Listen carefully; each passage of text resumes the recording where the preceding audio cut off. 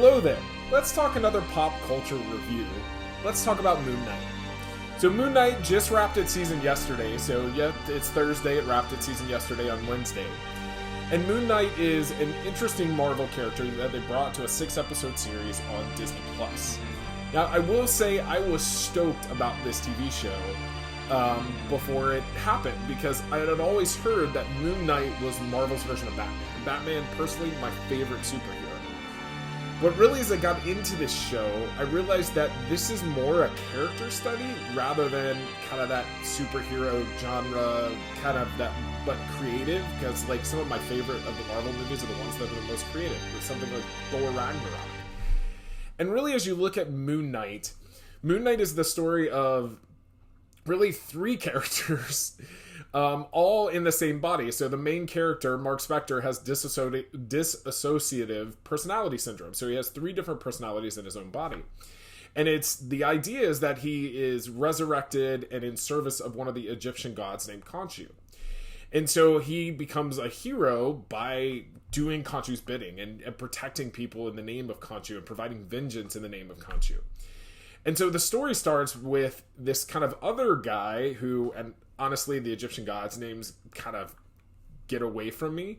But this other guy named Haro, who's trying to release a different Egyptian god, who the whole idea, the difference between the two, is that Khonshu judges people after they've done something bad. Haro's god judges them before, judges that evil before. And so it's that morality battle. Is it okay to go and eliminate people before they have the choice to commit terrible things? And so, or is it something that you provide that vengeance after? And I think as I went through this show, I didn't love it. I think that and there's a couple of reasons why.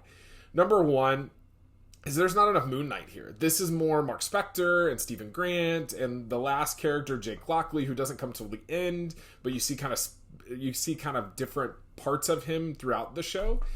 And really, there's not a lot of Moon Knight in it. There's only a couple of minutes in each episode till the finale, till the big battle. Like, there's going to be it's a Marvel show. There's a big battle at the end.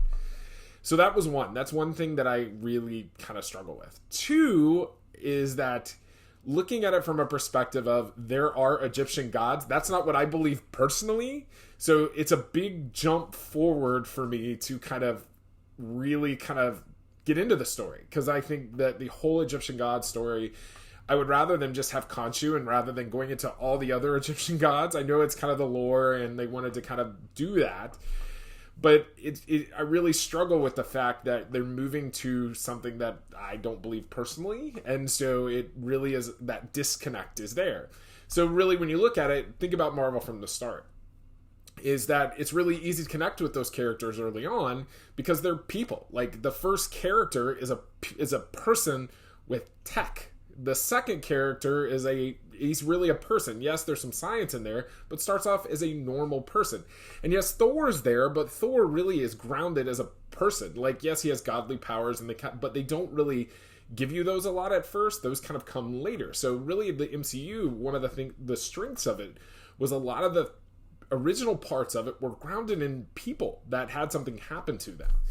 Whereas this one, as we're starting to get deeper into the MCU, you get into the cosmic realm, and the cosmic part is okay, because you look at that and you go, well, I don't know that there's not other people out there, so that's okay.